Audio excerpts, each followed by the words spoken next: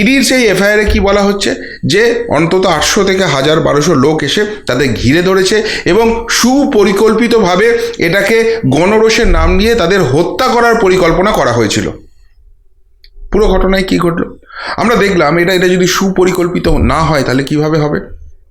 সেখানে ইডি আধিকারিক জওয়ানরা পৌঁছলো এবং আধ ঘন্টার মধ্যে ওই উন্মত্ত জনতা সেখানে হাজির হয়ে গেল। সামনে মহিলা বাহিনী, একদম তৃণমূলের চেনা ছক, যে ছকটা স্বয়ং মমতা বন্দ্যোপাধ্যায় বলে দেয়। বলেন না, বাইরে থেকে কেন্দ্রীয় বাহিনী এলে মহিলা দিয়ে তাদেরকে ঘিরে ফেলবেন, ঠিক সেই ছকে শাহজাহান খেলতে শুরু করলো।